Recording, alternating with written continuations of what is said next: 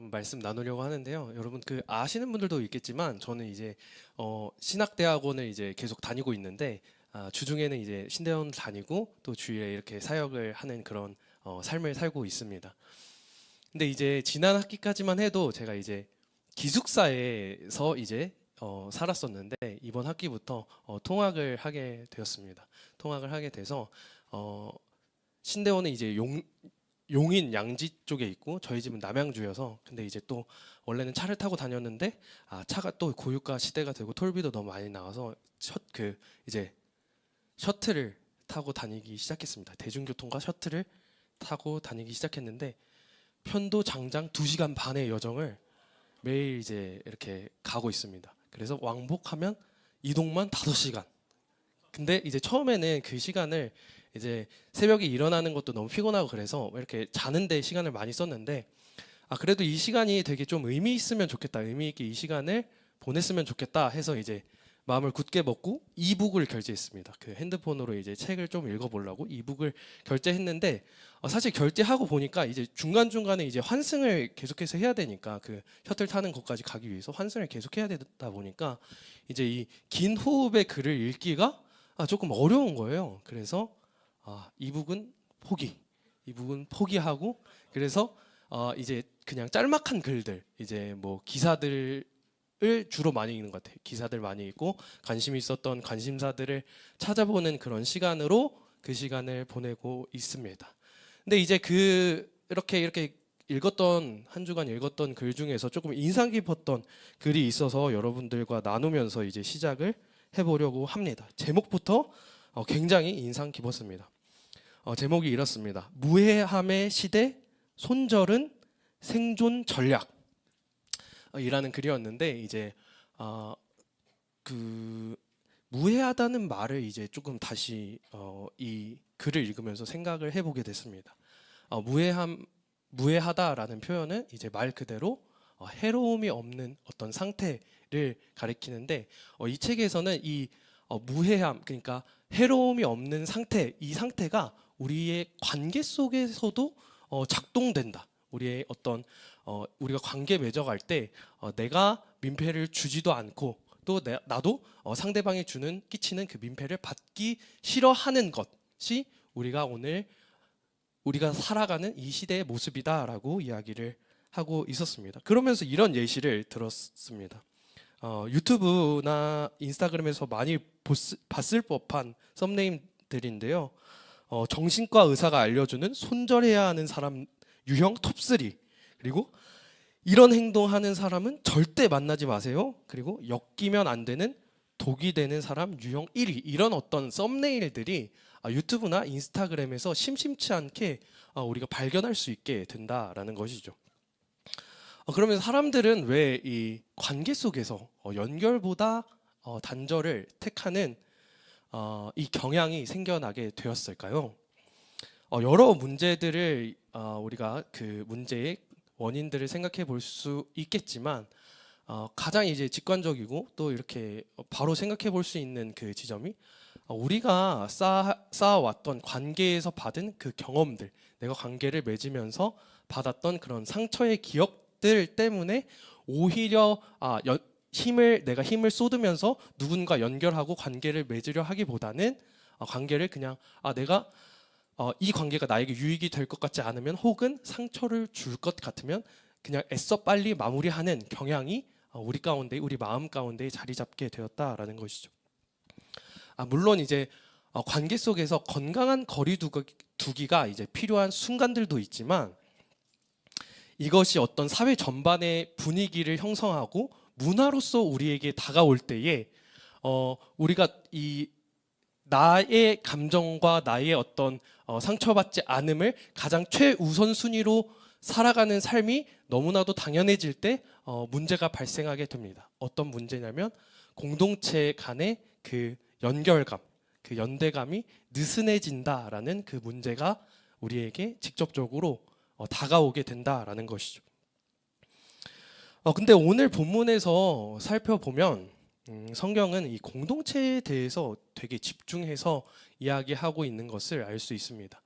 사실 이제 바울이 쓴 바울 서신과 그리고 사도행전에서 나타나는 어떤 바울의 전도 여행, 선교 여행 전반을 살펴보면 다 공동체를 세우고 또 공동체를 돌보는 일을 중심으로 그 모든 그 서신서들이 또 사도행전의 기록들이 나타나 있습니다. 그럼 우리는 또 여기서 질문을 던져보게 돼요. 아니 도대체 왜 하나님께서는 굳이 우리가 굳이 상처받지 않고 그냥 혼자서 잘 살아가게 두면 되지 않으실까? 왜 굳이 우리는 그 상처받을 가능성을 염두에 두면서까지 이 공동체를 중요하게 여기시고 공동체를 세워가야 한다라고 우리에게 말씀하고 계실까라는 질문입니다. 이 질문을 곰곰이 생각해 보면 사실 그런 것 같아요. 우리가 공동체 가운데에서 상처를 주고 받기도 하지만 또 반대로 공동체에서만 배울 수 있는 게 있습니다. 공동체에서만 배울 수 있는 것, 관계에서만 배울 수 있는 게 뭐냐면 사랑, 용서, 이해, 또 용납, 이런 어떤 관계에서만 누군가의 관계를 맺음을 통해서만 우리가 배울 수 있게 되는 어떠한 것들이 우리에게 분명히 있다라는 것이죠. 그래서 그런 의미에서 생각해 봤을 때 공동체는 우리에게 굉장히 중요합니다. 근데 공동체가 굉장히 중요하지만 동시에 그 공동체를 건강하게 세우고 또 돌보는 것 역시 그것 못지않게 중요하다라는 것을 우리는 알 수 있습니다. 그러면 이제 오늘 이제 본문을 살펴보면서 그거를 이렇게 이야기를 해보려고 해요. 그러면 바울은 디모데에게 지금 이 디모데 전서가 바울이 디모데에게 이제 그 에베소 교회를 잘 목양해달라, 잘 돌봐달라라는 그 내용이 담긴 편지가 오늘 저희가 같이 읽은 이 디모데 전서의 전체적인 맥락이거든요. 그래서 이제 바울은 그러면 디모데에게 이 공동체를 어떻게 지키고 또 어떻게 돌볼 것이냐, 어떻게 지켜가라 라고 말하고 있을지 저희가 함께 살펴보려고 합니다. 12절을 저희 한번 읽어봤으면 좋겠는데요. 한 목소리로 읽겠습니다. 시작. 믿음의 선한 싸움을 싸우라. 영생을 취하라. 이를 위하여 네가 부르심을 받았고 많은 증인 앞에서 선한 증언을 하였도다. 바울은 믿음의 선한 싸움을 싸울 것을 권면하고 있습니다. 그리고 우리의 부르심의 어떤 이유가 여기에 있다라고 같이 덧붙이고 있습니다. 선한 싸움이라는 어떻게 선함과 싸움이라는 이 대조되어 보이는 이 표현이 가지는 의미를 우리가 살펴보기 위해서는 11절도 함께 살펴볼 필요가 있는데요. 이번에도 여러분이 한 목소리로 같이 읽어보도록 하겠습니다. 시작. 오직 너 하나님의 사람아 이것들을 피하고 의와 경건과 믿음과 사랑과 인내와 온유를 따르며. 11절은 이 믿음의 선한 싸움의 원리를 이제 이야기를 해주고 있습니다. 총 6가지로 나와 있는데 저희는 이제 2개씩 묶어서 총 3가지로 함께 살펴보려고 합니다.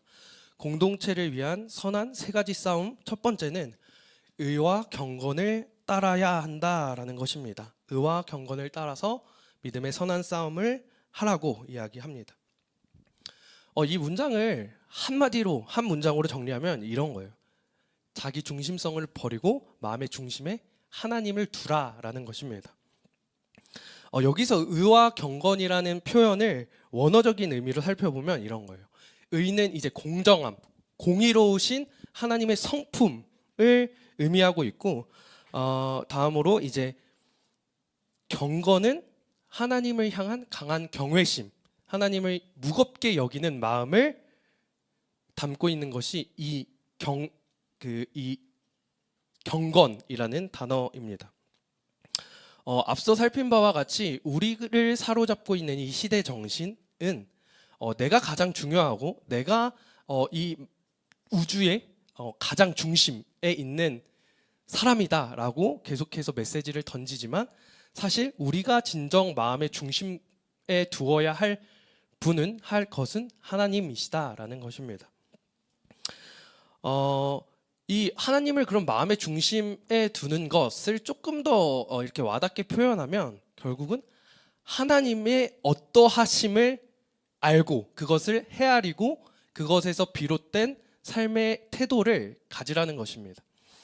어떻게 이게 당연한 이야기처럼 들리죠. 아, 그치. 교회에서 계속해서 배워왔던 거지. 의와 경건 그리고 하나님을 마음의 중심에 두는 것 너무 많이 들었던 얘기지만 동시에 너무 많이 들어서 너무 익숙해진 그런 어떤 문장인 것 같습니다. 그러면 우리가 어떻게 하나님을 구체적으로 마음의 중심에 둘 것인가 물어봤을 때 그것은 데살로니가전서 5장 17절에 나와 있는데 또 여러분이 또 한 목소리로 읽어보도록 하겠습니다. 시작. 쉬지 말고 기도하라.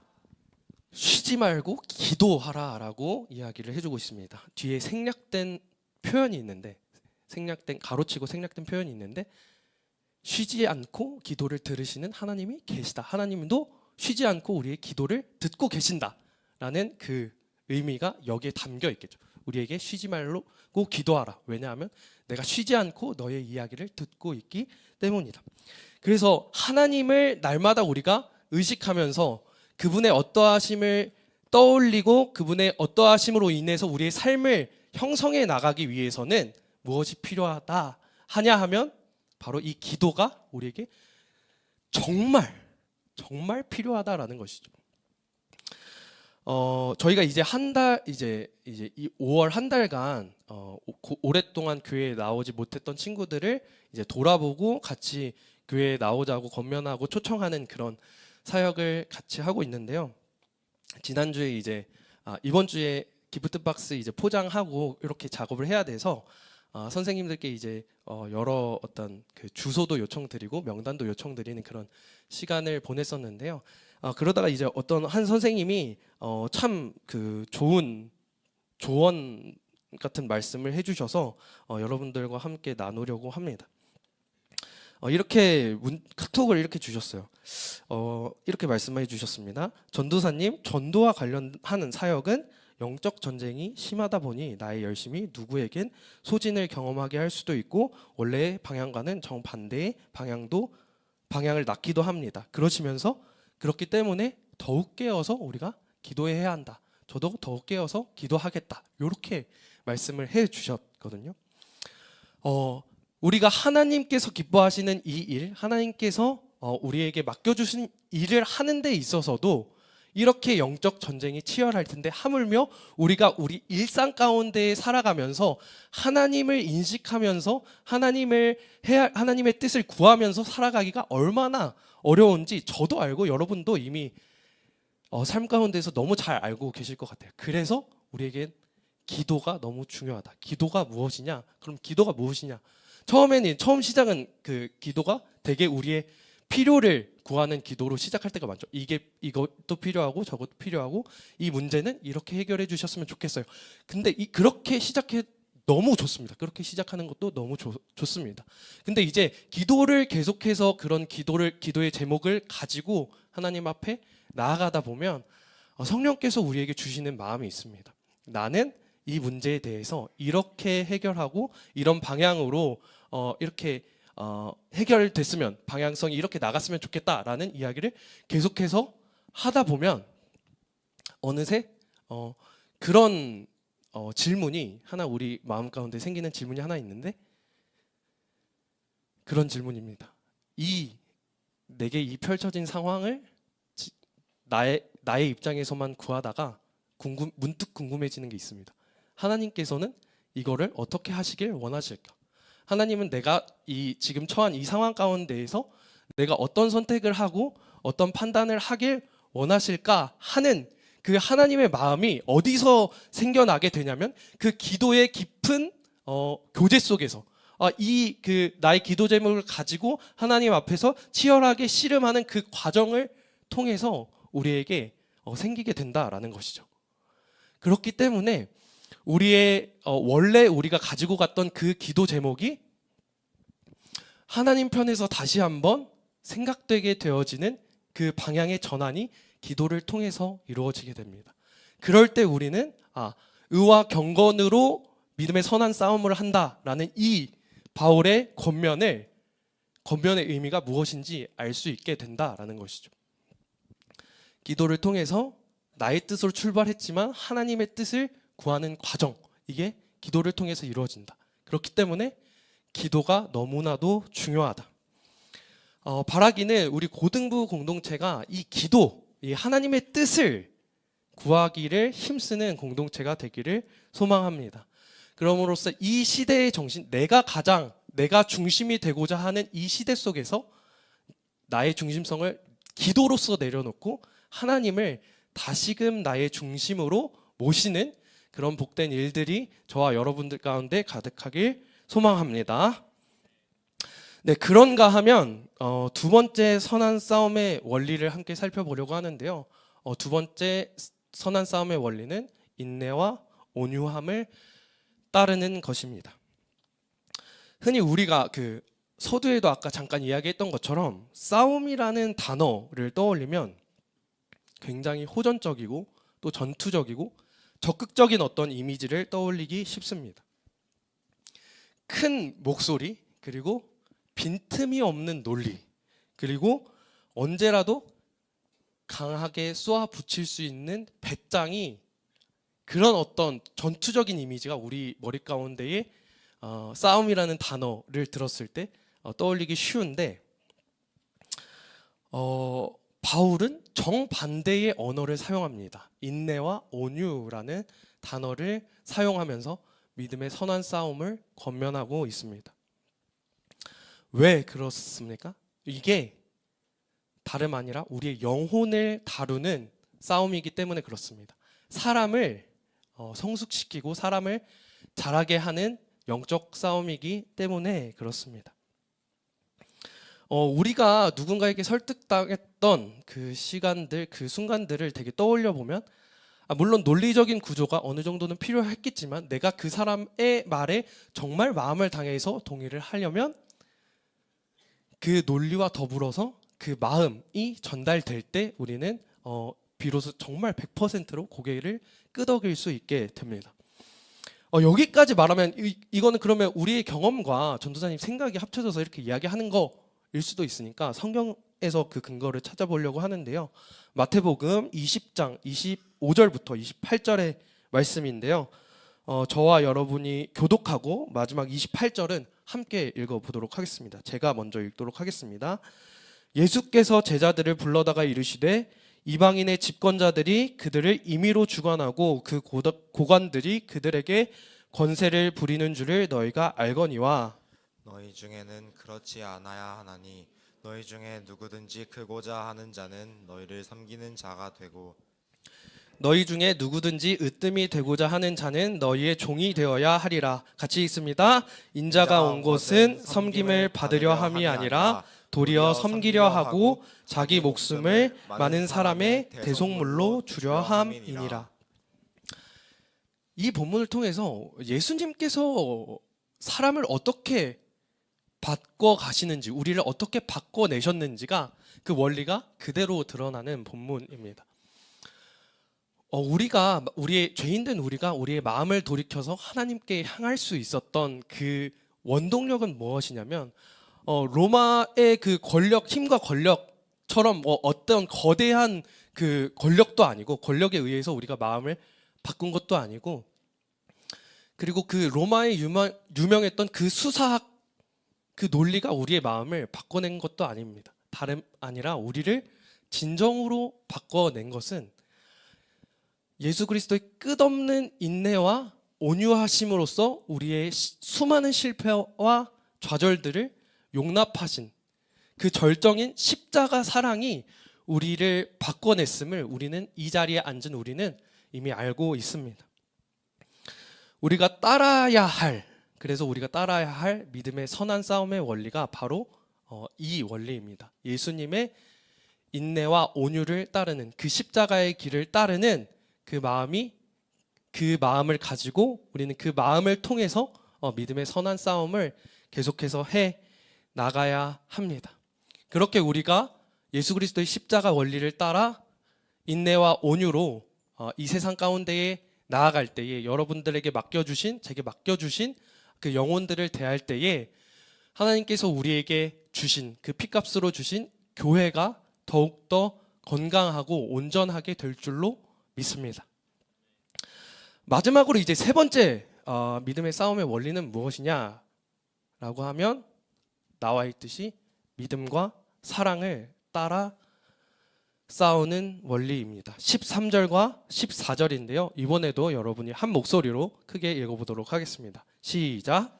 만물을 살게 하신 하나님 앞과 본리오 빌라도를 향한 선한 증언을 하신 그리스도 예수 앞에서 내가 너를 명하노니 우리 주 예수 그리스도께서 나타나실 때까지 흠도 없고 책망받을 것도 없이 이 명령을 지키라. 어떤 것에 대한 믿음과 사랑인지 여러분 좀 발견하셨나요? 저는 이거 처음 이렇게 이 본문을 묵상할 때 이 14절 말미에 있는 흠도 없고 책망받을 것도 없이 이 명령을 지키라, 여기 이 포인트에 꽂혀서 다른 것들이 하나도 안 보이더라고요. 이 포인트 왜 꽂혔냐면 주님이 나를 잘 아시는데 나는 이거 진짜 못할 것 같은데 어떻게 그러니까 뭐 그냥 이 명령을 이렇게 지켜라 정도면 그치, 이 명령 잘 따라야지 정도로 나아갈 텐데 흠도 없고 책망 받을 것도 없이 이 명령을 지키라라는 이 말씀의 무게가 굉장히 무겁게 받아들여지더라고요. 그래서 처음에는 흠도 없고 책망도 없이 어떻게 하지? 점점점 약간 이러면서 굉장히 고민이 됐었는데 다시 한번 그 강조점을 다르게 해서 읽어보면 여러분도 발견하실 수 있을 텐데요. 띄워주시면 다시 한번 강조점에 집중하면서 다시 읽어보도록 하겠습니다. 시작. 만물을 살게 하신 하나님 앞과 본리오 빌라도를 향한 선한 증언을 하신 그리스도 예수를 앞에서 내가 너를 명하노니 우리 주 예수 그리스도께서 나타나실 때까지 흠도 없고 책망받을 것도 없이 이 명령을 지키라. 우리에게 주어진 분명한 전제가 있습니다.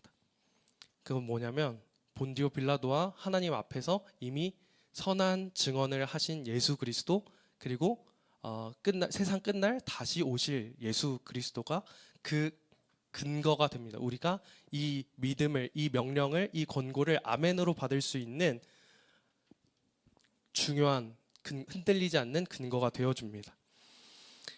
명령의 전제가 되시는 하나님이 계시다라는 것입니다. 하나님, 앞서온 것은 13절의 이야기는 하나님이 우리를 위해서 이미 행하신 일, 그리고 14절은 하나님이 세상 끝날까지 우리와 함께 행하실 일, 그 하나님께서 행하신 일, 하나님께서 행하실 일을 우리가 신뢰하고 그것을 의지할 때에 우리는 이 바울의 권고 앞에서 아멘으로 화답할 수 있게 된다라는 것이죠. 이 전제가 없이는 우리가 방금 읽었던 이 전제가 없이는 터무니없이 우리가 정말 이룰 수 없는 완전히 불가능한 명령이지만 우리가 읽었던 바와 같이 하나님께서 우리를 위해서 행하신 일과 하나님께서 우리를 위해 행하실 일을 기억할 때 우리는 이 말씀 앞에서 우리의 진심을 담아 반응할 수 있게 된다라는 것이죠. 그래서 이제 하나님께서 행하신 일과 행하실 일에 대한 믿음, 그리고 거기서 비롯되는 그 사랑으로 우리는 믿음의 선한 싸움을 계속해서 지속해 나가야 된다라는 것입니다. 이제 말씀을 맺으려고 하는데요. 저희 5월 한 달간 이제 진행하는 이 오랫동안 교회에 나오지 못했던 학생들과 또 친구들을 챙기는 이 사역이 사실 우리가 앞서서 설교 서두에 살펴본 것처럼 시대의 정신에 비춰보면 굉장히 어리석은 일입니다. 왜냐하면 교회에 못 나온 지난주에 우리가 설문조사를 받듯이 교회에 못 나오는 각자만의 이유가 분명한 친구들이기도 하고, 또 동시에 교회를 아예 안 나와봤던 친구가 아니라 이미 교회를 한번 왔다가 다시 이제 마음의 문을 닫고 안 나오기 시작한 친구들이기 때문에 오히려 그 마음의 문이 더 굳게 잠겨 있을 수 있기 때문입니다. 그래서 이제 세상적인 어떤 그 전망과 기대로 봤을 때는 이거 야 정말 밑 빠진 독에 물 붓는 사역 아닌가? 우리가 정말 이렇게 하는 이 영상 편지 보내고 이 편지 쓰는 이 작아 보이는 일, 너무나도 단순해 보이는 이 일이 정말 우리에게 의미가 있을까? 그 친구들에게 의미가 있고 사역을 하는 우리가 하나님 나라를 위해서 사역을 한다고 하는데 하나님 나라에 의미가 있을까라는 그 고민이 우리 가운데 주어질 수 있습니다.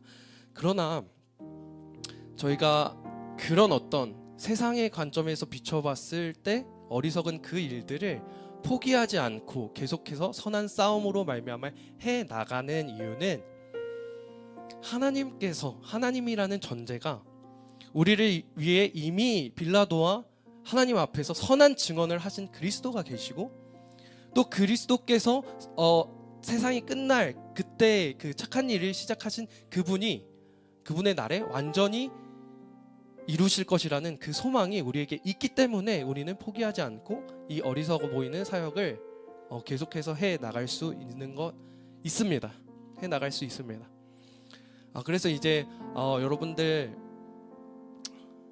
이제 분반 시간에 친구들에게 영상 편지도 쓰고 초대하는 글도 쓰게 될 텐데 그 가운데 이런 소망을 담아서 같이 이렇게 이 일에 참여해 주셨으면 좋겠습니다.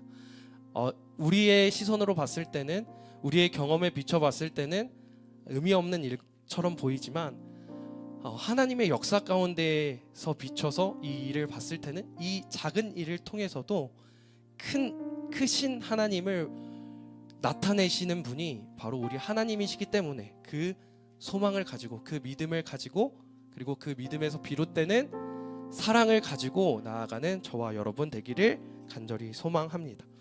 이 마음 담아서 저희 함께 찬양할 텐데요. 우리에겐 소원이 하나 있네 주님 다시 오실 그날까지 우리 가슴에 새긴 주의 십자가 사랑 나의 교회를 사랑케 하네. 주님께서 지신 그 십자가 사랑이 우리에게 보내주신 그 한 영혼 우리에게 보내주신 이 교회라는 공동체를 사랑할 수 있게 합니다. 이 마음 가지고 저희 찬양으로 하나님께 찬양 올려드리도록 하겠습니다. 우리를 사용하소서. 우리에겐 소원이 하나 있네.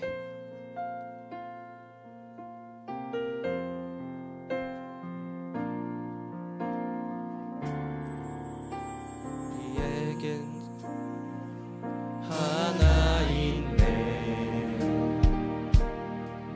주님 다시 오실 그날까지 우리 가슴에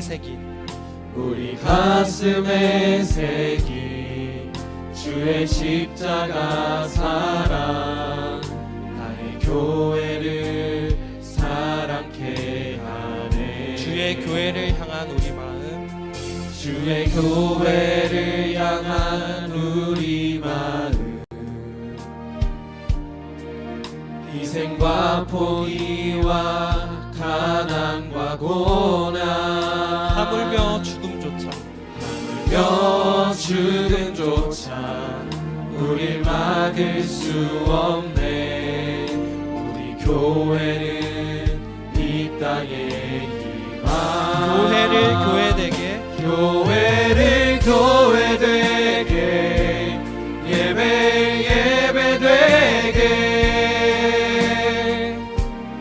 우릴 사용하소서.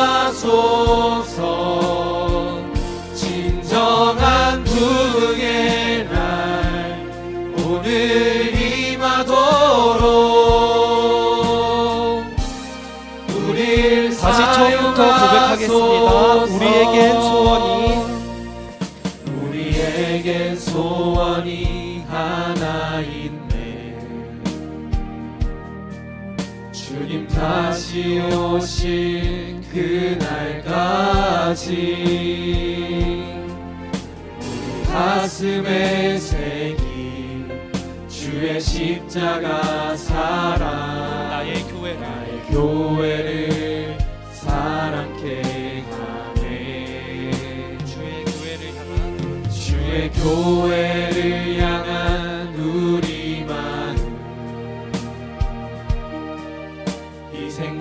공의와 가난과 고난 하물며 죽음조차 하물며 죽음조차 우릴 막을 수 없네. 우리 교회는 이 땅의 희망 교회를 교회되게 예배 되게 우릴 사용하소서. 진정한 부흥의 날 진정한 부흥의 날 오늘 임하도록 우릴 사용하소서. 성령 안에 예배하리라. 성령 안에 예배하리라. 자유의 마음으로 사랑으로 사역하리라. 사랑으로 사역하리라. 교회는 생명이 교회를 교회되게 교회를 교회되게 예배 되게 우릴 사용하소서. 진정한 부흥의 날 오늘 임하도록 우릴 사용하소서. 이 시간 저희 함께 기도할 텐데요. 한 가지 두고 기도했으면 좋겠습니다. 하나님, 우리를 향하신 우리보다 앞서 빌라도와 하나님 앞에서 선한 증언을 하시기를 거리낌 없이 순종하신 그 예수 그리스도의 십자가를 기억하길 원합니다. 그 십자가 사랑으로 말미암아 하나님께서 보내주신 교회와 하나님께서 보내주신 그 한 영혼들을 품을 수 있는 마음을 부어 주시옵소서. 이 마음을 구하며 우리 주여 한번 부르짖고 기도하심으로 나아가겠습니다. 주여!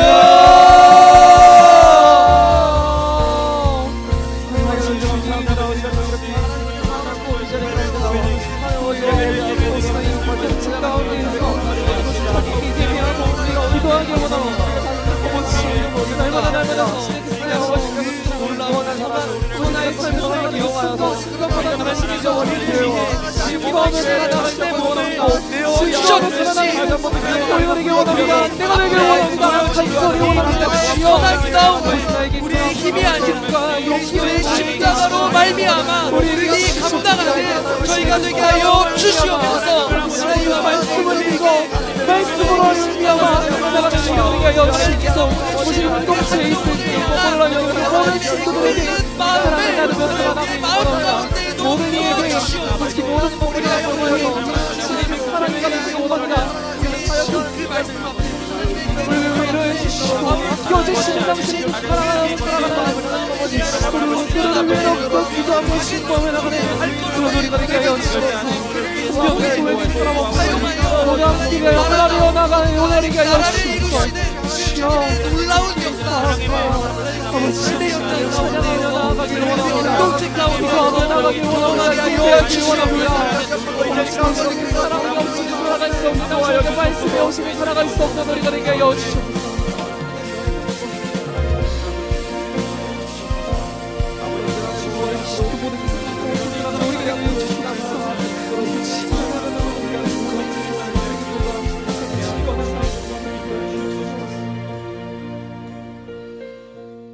사랑과 은혜가 충만하신 주님 감사합니다. 언제나 우리보다 앞서 하나님 앞과 빌라도 앞에서 선한 증언하시기를 거리낌 없이 순종하신 예수 그리스도의 그 놀라운 은혜를 기억하길 원합니다. 그 놀라운 사랑과 헌신을 우리 마음 가운데 새길 때에 그 복음이라는 놀라운 소식에서 비롯되는 그 사랑이 하나님께서 보내주신 한 영혼들과 우리 교회 공동체 가운데에 가득 흘러넘치게 하여 주시옵소서. 믿음의 선한 싸움을 싸우라 주신 겉면에 우리가 아멘으로 화답하며 우리의 작은 손길을 주님께 내어드릴 때에, 작은 순종을 주님께 내어드릴 때에 그 순종을 크게 쓰실 주님을 기대합니다. 우리의 순종을 통해 이뤄가실 하나님의 크심과 인도하심을 우리가 우리의 사역의 자리 가운데에서, 우리의 일상의 자리 가운데에서 맛보며 나아갈 수 있도록 주님 인도하여 주시고 붙잡아 주시옵소서. 그렇게 하실 주님을 신뢰하오며 모든 말씀 우리 구주 되신 예수 그리스도의 이름으로 기도드렸습니다.